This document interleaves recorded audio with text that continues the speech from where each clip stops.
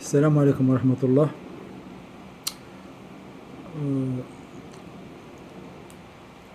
j'ai fait 3 vidéos concernant la situation en Algérie où j'ai proposé ce que j'ai proposé avant dans plusieurs vidéos, puis il y en a que j'ai enlevé, etc. Maintenant, je veux résumer et cibler seulement le problème et répéter, essayer de clarifier, de réunir toutes les idées dans une ou plusieurs vidéos. Je crois que j'en ai fait 3 en arabe. Euh, je vais essayer de les refaire en français. Peut-être que ça sera juste une vidéo parce que euh, on verra, suivant la nécessité. Parce que des fois, une parole ramène une autre et puis une vidéo ne suffit pas. Donc j'ai fait une vidéo en arabe dialecte algérien, et puis je vais faire celle-là en français pour mes frères et sœurs qui préfèrent le français, la langue française. Je m'adresse spécialement à mes frères et sœurs, très très très chers frères et sœurs, les Kabyles. Les Kabyles pour lesquels j'avais fait une vidéo, ça fait des années, One, Two, Three, Viva la Kabylie. C'était très sincère. C'était très sincère. J'ai eu de bons... Moi, j'ai pas beaucoup de gens qui me regardent. J'ai fait beaucoup de vidéos, il y en a une dizaine comme ça en moyenne. La seule qui a eu un peu de succès, c'était celle One, Two, Three, Viva la Kabylie. Il y a à peu près 1700. J'ai eu un ou deux bons commentaires, 5 ou 6 commentaires. La plupart étaient bons. Il y en a qui n'étaient pas bons. Il y en a un qui m'a insulté là. Bah, il y en a un qui m'a dit pourquoi tu parles doucement, tu nous prends pour des enfants, etc. Donc, il y en a qui aiment bien voir le verre plein, il y en a qui aiment voir le verre demi-plein ou demi-vide. Et puis, on ne peut pas plaire à tout le monde. Et quand on cherche du négatif, on en trouve. Quand on se concentre sur le positif, on trouve le positif. C'est bon d'être critique, il faut être positif, il faut être réaliste, être objectif. Et surtout, dans ce genre de vidéo, il faut laisser les préjugés de côté. À chaque fois, normalement, à chaque fois qu'on lit quelque chose, qu'on apprend quelque chose, on fait attention à nos préjugés. C'est bon d'utiliser notre expérience pour comprendre ce qu'on lit, mais il faut faire attention aux préjugés qui risquent de nous fausser la compréhension. Donc c'est bon d'utiliser son bagage. On utilise toujours notre bagage. Quand on lit quelque chose, on apprend quelque chose de nouveau. Mais il faut faire attention aux préjugés, à des réflexes comme ça, des automatismes qui n'ont aucune origine vraiment sensée et raisonnée. Donc, je voudrais parler de la situation en Algérie. Et j'ai beaucoup, beaucoup d'espoir d'être entendu par mes frères et sœurs kabyles, parce que jusqu'à présent, ce sont les leaders des Algériens. C'est des Algériens, et pourquoi pas? Pourquoi ça ne serait pas les Kabyles? Si ce n'était pas les Kabyles, ça aurait été d'autres. Hein? Si vous prenez un groupe de personnes, il y a toujours une qui est la plus intelligente, une autre qui est la plus belle, une autre qui est la plus riche. Quelle que soit la valeur de ce bienfait, d'accord? Donc, quand on prend un groupe de personnes, que ce soit une population, ou bien une famille, ou bien, vous prenez 2 personnes, il y a toujours une qui a une qualité supérieure à l'autre, et l'autre qui a une autre qualité supérieure à elle. Bon. Il se trouve que les Kabyles, vu leur passé, vu beaucoup de choses, beaucoup de facteurs, ce sont les plus alertes, les plus organisés. Ils font des erreurs, bien sûr, ils font des erreurs comme tout le monde, mais ils ont plus de points positifs que de points négatifs. Je comprends tout ce qu'ils ont fait, j'ai déjà dit. Si les autorités par le passé étaient compréhensives et étaient tout serait bien passé. Tout serait bien passé. S'il y a des gens qui veulent, qui tiennent à leur culture, à leur langue, à leurs valeurs, à leur existence, il n'y a rien de mal dans ça. En tant qu'autorité, il ne faut pas laisser les gens menacer l'unité du pays, la stabilité du pays. C'est ça le rôle des autorités. Maintenant, si quelqu'un revendique son identité, il n'y a rien de mal. Il n'y a rien de mal. Il faut juste lui dire qu'il fasse pas du mal au pays avec ça, qu'il ne soit pas utilisé par des ennemis. Il faut être franc et parler avec les gens en les respectant, pas en les considérant comme des enfants en très bas âge, ignorants, qui savent rien, etc. Donc, moi, j'ai déjà parlé de ça. J'ai parlé à mes frères et sœurs kabyles de la religion. Ça, je ne vais pas en parler aujourd'hui. Aujourd'hui, on va parler de l'Algérie. L'Algérie, comme je l'ai dit, tout ce que j'ai dit maintenant, je vais dire, je l'ai déjà dit en arabe, mais je vais le dire en français. L'Algérie est dans une situation telle que cette révolte, elle fait peur à tout le monde. Elle fait peur à tout le monde. Aux autorités algériennes, aux pays voisins, aux pays lointains. Tous ceux qui ont intérêt en Algérie, des intérêts, ont peur de cette révolution parce qu'elle n'est pas organisée, elle fait peur, il n'y a pas de leader, ils ont peur du chaos. Alors qu'est-ce qu'ils se disent les pays? Ils se disent, puisque jusqu'à présent ça fait des années qu'on traite avec ce système, on n'a pas de problème, ça arrange nos affaires, pourquoi ne pas le garder? Comme disent les entraîneurs, pourquoi changer une équipe qui gagne? Donc ils ne veulent pas prendre de risques, surtout que le Hirak n'est pas organisé. On dirait qu'il prépare l'anarchie, la débâcle.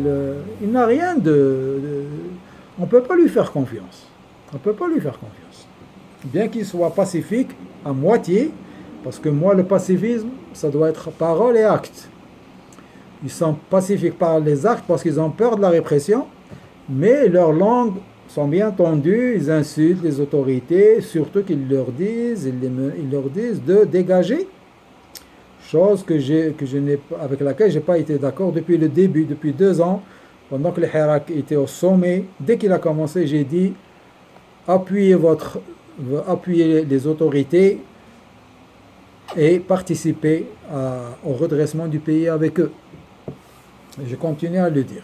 Donc maintenant, moi j'aurais voulu qu'ils fassent ça quand ils étaient en force, parce que maintenant, à savoir si le système va accepter, parce que maintenant le Hirak a pratiquement disparu, il est faible, ils sont en train de mettre en prison les derniers leaders, on voit rien. Ça fait 1 année qu'ils disent le Hirak c'est une idée, c'est pas juste une marche, et il va renaître, on voit rien du tout. On voit rien du tout. Et puis j'aimerais bien que les leaders soient des vrais leaders, que ce ne soient pas des leaders, mais des leaders, c'est-à-dire qu'ils ne suivent pas juste ce que le peuple aime, parce que là, ça veut dire qu'ils n'ont rien de spécial. Ils n'ont rien de spécial, c'est juste qu'ils sont un petit peu populaires, mais ils veulent pas influencer. Mais non, regardez, moi je suis un simple citoyen faible, ignorant, plein de défauts. J'ai des qualités, alhamdoulilah, comme tout le monde, et des défauts.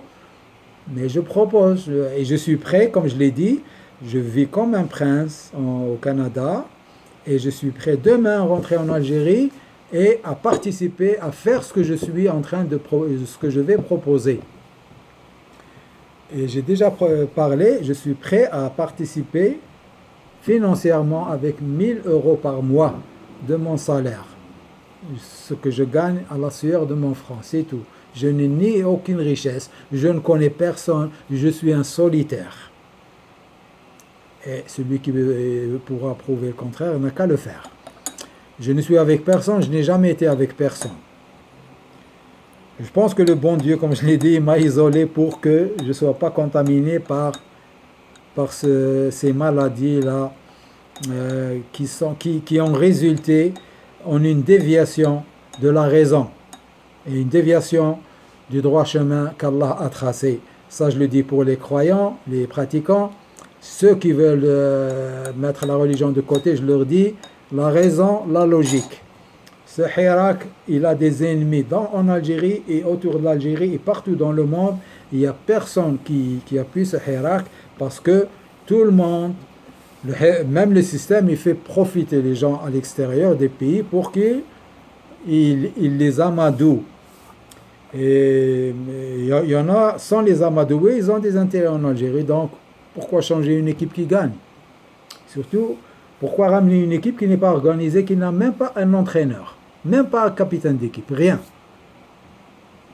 Elle a de bons joueurs, mais ils ne se sont jamais rassemblés, ils ne se sont jamais organisés. C'est ça le Hirak. Donc, moi je propose que les Algériens, d'abord il y en a beaucoup qui ne sont pas d'accord avec Nahaouga, dégagé, depuis le début. Puis il y en a qui sont convaincus peut-être avec le temps que ce n'est pas une bonne idée. Et puis, moi j'invite même ceux qui continuent à penser que c'est la meilleure solution. Est-ce que vous avez vu dans l'histoire de l'humanité une population enlever tout son pouvoir pacifiquement? Toutes les révolutions qu'il y a eu, ça a été des bains de sang, ça a été des tueries, des guillotines, des pendaisons, etc. En Europe, parmi les gens les plus civilisés, partout dans le monde, ça a été comme ça. En plus, les Algériens ne sont pas si pacifiques que ça, puisque leur langue, ils ne retiennent pas leur langue, ils insultent leurs autorités, donc ils s'insultent eux-mêmes parce que les autorités viennent de ce pays, elles ne sont pas venues de Mars ou de la Lune. Donc, tout le monde sait qu'on a comme autorité que ce qu'on mérite, que ce qu'on a formé, ce qu'a formé notre école, notre université. On a beaucoup de personnes qui ont fait l'école d'administration. On a beaucoup de militaires qui ont fait de grandes académies en Algérie et à l'extérieur. Donc c'est nous, le système vient de nous. D'accord? C'est pas la peine de se mentir. Et nous avons, comme je l'ai dit, nous avons tous participé à des degrés différents à l'état actuel de l'Algérie. Celui qui n'a pas payé ses impôts, celui qui a mal fait son travail, celui qui a mal éduqué ses enfants, celui qui a été méchant avec sa femme. On connaît tous les répercussions sociologiques de toute déviation du bien. Tu souris à quelqu'un ce matin, tu le rends heureux, il va bien faire son travail, il va rendre 10 heureux, les 10 vont rendre 100 heureux, etc. Avec un sourire, tu peux donner la joie et le bonheur à des centaines de personnes sans te rendre compte. Et l'inverse est vrai. Un Algérien qui agresse un Algérien d'une façon ou d'une autre, ça se répercute sur du négatif jusqu'à ce que seul Allah sait. C'est pour ça qu'il faut toujours dire du bien, faire du bien, penser du bien. Ça ne peut pas faire de mal. Tandis que dire du mal, faire du mal, penser du bien, ça peut ne rien faire, mais ça risque de faire des dégâts. On est en train de voir, on est en train de récolter tout ce qu'on a fait depuis avant l'indépendance jusqu'à maintenant. Les Algériens ont toujours été violents. Ils ont des qualités, mais parmi les défauts, la violence, le manque de respect des autres, la méfiance. Ils ont tué Abban Ramdan parce qu'ils pensent autrement, ils ont tué tel et tel, les Algériens se sont entretués. Il était très facile pour les ennemis de l'Algérie d'éliminer les personnes qui allaient faire de l'Algérie une puissance. Voilà. Et donc, je compte beaucoup sur le niveau de mes frères et sœurs kabyles pour m'écouter et peut-être devenir les leaders de cette idée-là. C'est une idée difficile à accepter, mais c'est la meilleure parce que on voit ce que fait la démocratie, même à l'extérieur, dans les pays les plus développés. Ils ont beaucoup de choses bien, mais il y a le pouvoir, l'argent, l'influence de l'argent sur le pouvoir. Il y a la corruption. Il y a beaucoup de maux sociaux. N'oubliez pas qu'au Japon, il y a une forêt spéciale pour les gens qui veulent se pendre. Et allez voir les maux sociaux dans les pays scandinaves. C'est des pays très très bien, très très évolués, émancipés, mais ils ont leurs problèmes. Nous, pourquoi suivre un chemin qui n'est pas si parfait que ça? Ce qu'on devrait faire et ce qui nous convient, c'est de laisser les gens au pouvoir, mais commencer à avoir du contrôle sur tout, avec des commissions, avec tous les systèmes Internet, avec en exigeant une gestion claire et transparente à l'aide d'affichage, de publications sur Internet et sur les journaux, par tous les médias, de tous les biens et tout ce qui se passe dans les institutions, les entreprises, dans les banques. On doit savoir tout dollar qui rentre en Algérie et où est-ce qu'il va. Ça, on peut le faire très vite, ce n'est pas difficile.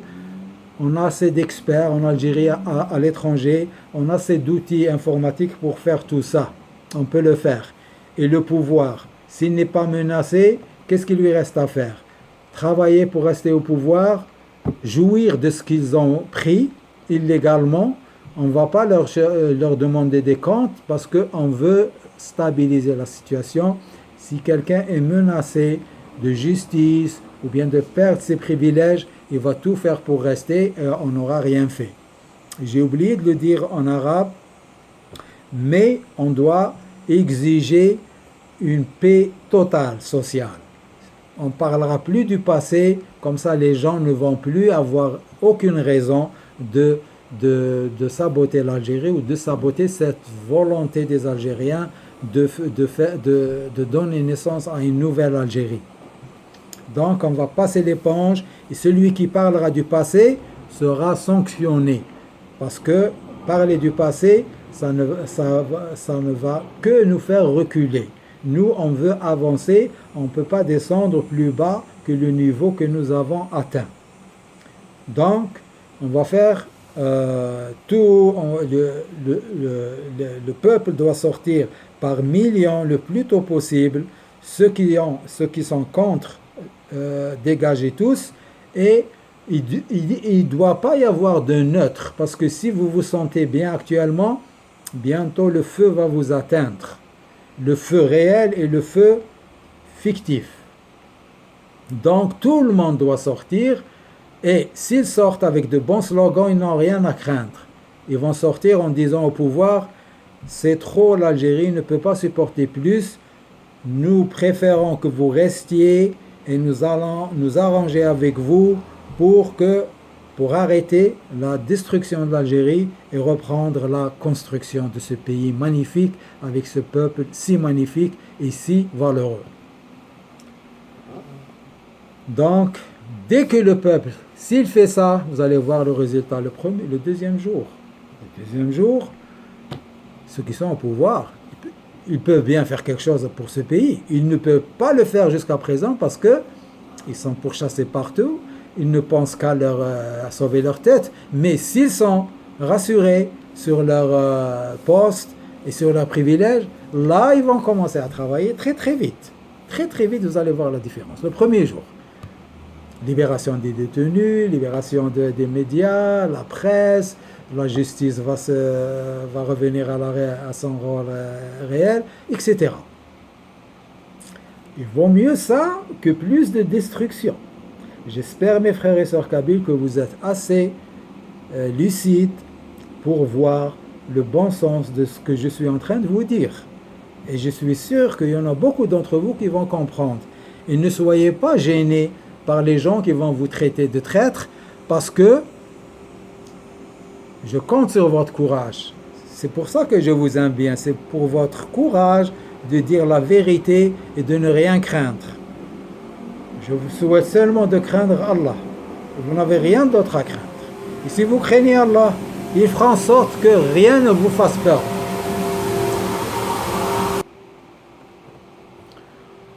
Donc, ça c'est la première étape. Arrêter l'effondrement de l'Algérie et reprendre la construction juste avec une marche pareille. Si vous sortez par millions, mais il faut sortir par millions, sinon ça ne veut rien dire. Il faut qu'il y ait des dizaines de millions à travers le pays qui sortent. Arrangez ça comme vous voulez. Le jour où vous le ferez, vous allez voir le résultat le lendemain. Le peuple ne sera pas déshonoré parce qu'il va exiger. Et il va le faire, il ne va pas attendre la permission. Il va faire. Et si le gouvernement n'accepte pas, alors là, vous avez raison d'utiliser votre méthode. Je retire tout ce que j'ai dit. Tout ce que j'ai dit, tout ce que j'ai dit.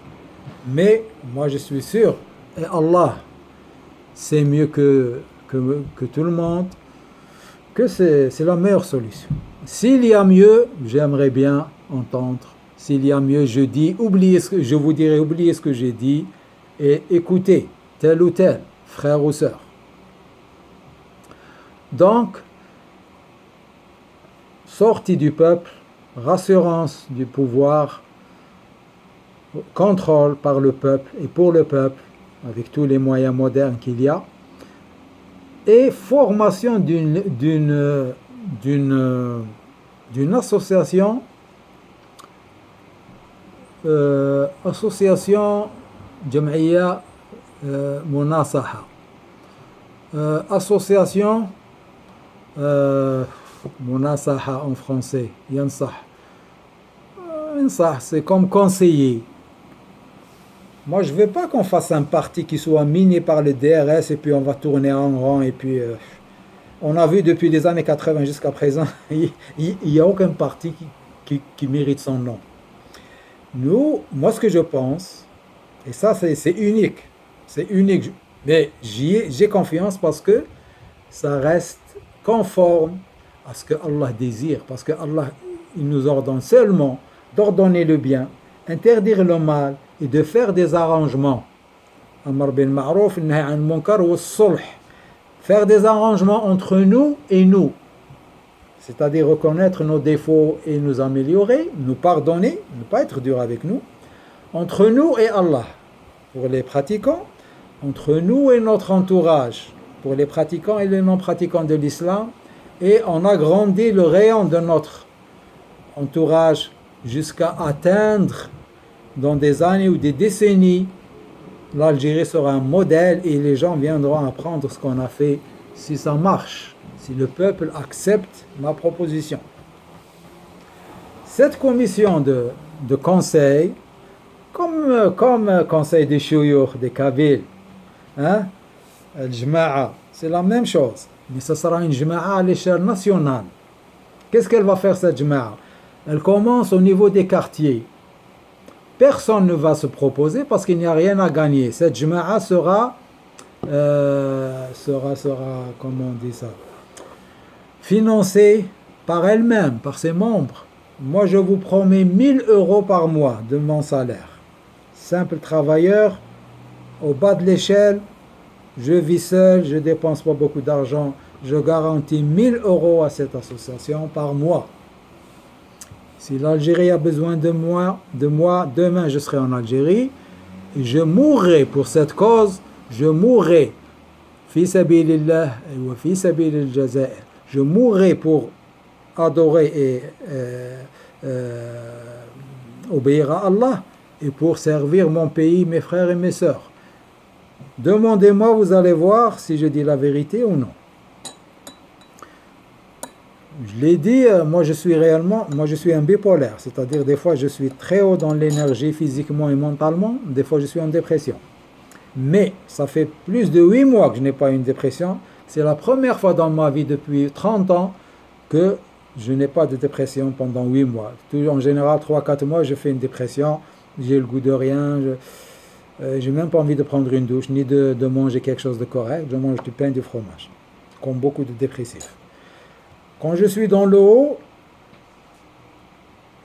je fais des choses extraordinaires. Mais là, je suis en train de faire quelque chose de normal. Je suis sous traitement. Je viens enfin, après 20 ans, ça fait 20 ans j'avais une manie qui m'a fait emmener à l'hôpital. Ils m'ont fait une injection et le lendemain, j'étais correct. Mais je n'ai pas trouvé de médicament. On a essayé le lithium pour moi, je ne l'ai pas supporté, puis je l'ai arrêté. Depuis, ça fait plus de 20 ans, je prends juste antidépresseurs, des fois je les arrête, parce qu'ils ont des effets secondaires, des fois insupportables. Mais ça fait 3 semaines, j'ai fait une manie, comme celle que j'ai faite, ça fait 20 ans, je suis allé moi-même à l'hôpital. J'étais dans un bus, il y avait un Algérien, je lui ai dit, s'il te plaît, laisse-moi monter. Et après, je voulais aller chez moi. Après, j'avais peur d'aller chez moi. Je lui ai dit, appelle une ambulance. Vous savez, le Canada, il a appelé une ambulance. Ils sont venus, il leur a dit où est-ce qu'il était. Et puis, ils sont venus, ils m'ont pris à l'hôpital. J'ai passé une nuit terrible. J'oublierai jamais cette nuit. Wallahi, j'oublierai jamais cette nuit combien j'ai souffert. J'avais froid. Puis les personnels, ils me ramenaient des couvertures, mais ils ne savaient pas que j'étais même pas capable de me couvrir, tellement mon cerveau était complètement mélangé. Et j'avais froid, et j'ai passé une nuit dans le froid, et puis j'ai souffert. Seul Allah sait ce que j'ai souffert. Le lendemain, ils m'ont transféré à un autre hôpital, parce que ils m'ont dit que c'est dans le secteur où tu habites, etc. Et ça a changé. Et puis, le bien-être a commencé. Puis j'étais dans une chambre bien et tout. J'ai passé une autre nuit. Puis je leur ai dit de me laisser partir le lendemain. C'était pas la peine de me garder. Ils m'ont prescrit un médicament. Et alhamdoulilah, jusqu'à présent, ça va très bien. Mais réellement, ils disent que le médicament, ça peut lui prendre jusqu'à 8 semaines pour donner son plein effet. Donc j'ai fait 4 semaines. À peu près presque, et puis il me reste encore 4 semaines, comme ça je vais savoir, est-ce que maintenant je ne suis pas en manie? Moi je ne sens pas réellement que je suis en manie, je ne sens pas. Il y a juste ma fille qui ne veut pas me croire, elle me dit, ma fille tant qu'elle me verra faire des vidéos, elle va penser que je suis en manie, alors que moi je fais des vidéos, ça fait 5 ans, puis je les ai fait sans être en manie. Ça c'est parce qu'il faut que vous sachiez ça de moi. J'aimerais mieux que vous l'appreniez de moi que d'une autre personne. Et puis, je pense que c'est votre droit. C'est votre droit de savoir celui qui vous parle avec des idées bizarres. Pas bizarres, mais qui ne sont pas... on n'est pas habitué à ce genre de discours, à ce genre de propositions. Et si vous regardez les bipolaires souvent, ils font des choses très bien, très bénéfiques. Parce qu'ils sont dans un état... Allah les élève, moi je vois ça comme ça, il les élève dans un état, ils produisent, après ils redescendent. Voyez-vous? Donc ça c'est pour la bipolarité. Maintenant revenons à notre commission, à notre association de conseil. Pourquoi je veux ça? Comme ça, elle ne va pas subir ce qu'ont subi tous les partis. Et puis, il n'y a rien à gagner. Il ne va pas y avoir d'opportunistes qui vont rentrer dans cette... Il n'y aura que les meilleurs Algériens qui vont rentrer. Et puis, elle débutera avec du bénévolat. Je pense que beaucoup d'entre nous peuvent donner quelques heures par semaine, et dans ce qu'ils peuvent, à cette association. Et puis, le jour où il y aura quelqu'un qui est vraiment pris par cette association et qui doit un peu diminuer de son travail, de son salaire, là, on utilisera le fonds de l'association qui vient des donateurs, des membres, pour lui donner un petit revenu, comme ça s'est passé pour Abou Bakr. Quand ils l'ont vu aller au marché faire du business, ils lui ont dit, mais où est-ce que tu vas? Toi, tu as une responsabilité. Il leur a dit, mais qui est-ce qui va nourrir ma famille?